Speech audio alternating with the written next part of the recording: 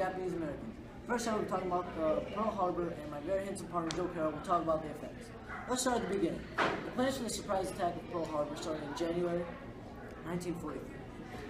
On December 7th, 1941, at 7:55 a.m., the Japanese aircraft started to come in. At first, they started using their aircrafts and were doing minimal damage. Then they relied on kamikaze, which is where the ships flew down into the Pearl Harbor. The planes stopped and the casualties added up to 2,335 servicemen killed and 1,143 injured.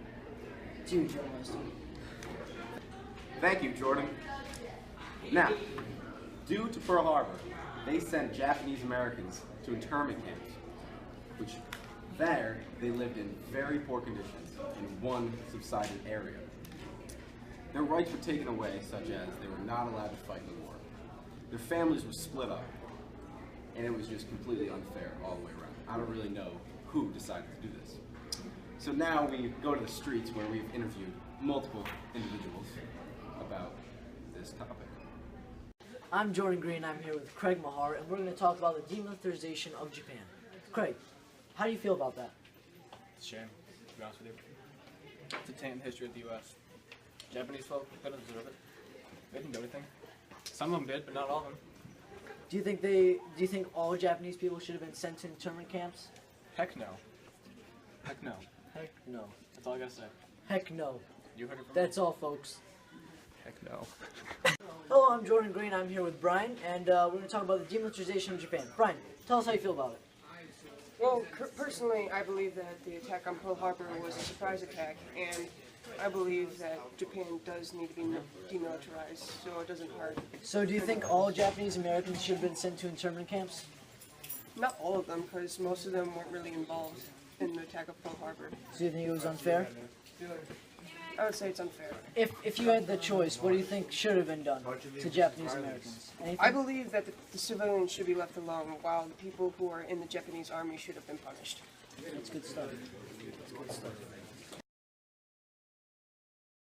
Hey guys, reporting from Belgium. I'm in the Ardennes Forest, where Belgium once witnessed this major German offensive campaign. This battle took place during the winter months of 1944 to 1945. Germans hoped to surprise the Allies and split them up, but Germany was unsuccessful and the Allies won. Along with their victory, there was also many casualties. Almost 80,000 Americans were killed or injured during the time of the war, and Germany had a little under 100,000 men dead or severely injured. Thankfully, this was the last major German offensive campaign. Hi, you've reached the debate section with Daphne and Sam. Today we will be discussing the Nazi-Soviet Non-Aggression Pact. Wow, that's a really long name. And the Allied and Axis powers in World War II. Both events impacted World War II greatly, especially since one resulted in a major change between allies and enemies. So very true. Okay, let's start with the Non-Aggression Pact. This pact was mainly about Germany not wanting to fight two battles during World War II. No, hold on. I'm pretty sure that it was Germany breaking their promise to the Soviets and just attacking them out of the blue, even though they didn't. I admit that the Germans did break their promise, but they had a good reason. They just wanted to get more land for their country. There's nothing wrong with that, you know? And, I mean, that's part of being human, right?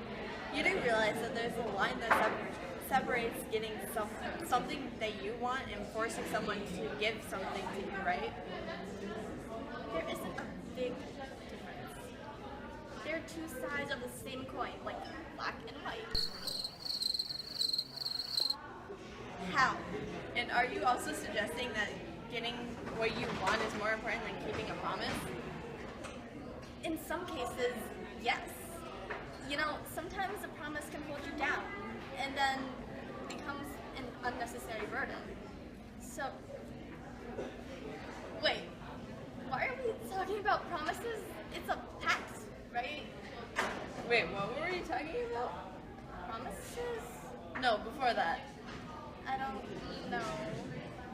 Anyway, since we can't remember what we were talking about, we're going to go to our next segment, the Allied and Axis powers, right after this break.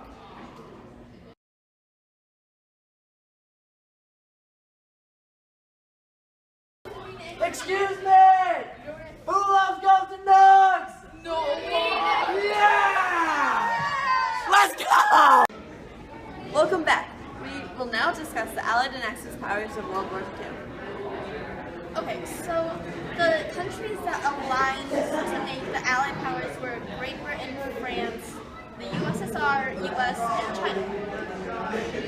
Right, and the countries that made out the Axis powers were Germany, Italy, and Japan. You know, I find it pretty unfair that the Axis powers controlled almost all of Europe. Why? They ruled them, right? Like a king controlling his pawns. But the Allied powers also did that, didn't they? Countries always try to use one another because other countries have things that they don't. No, the Allied powers lend out a helping hand or reach out for a hand when they need help or when other countries need help. It's totally different than the Axis powers. I mean, the Axis powers are called Axis powers because they're the bad guys, right? I'm pretty sure that's not how things work. Axis powers and Allied powers are just titles. Sometimes there isn't a bad guy or a good guy. Yeah, okay. Let's just agree to disagree, right? Okay. Are you giving up?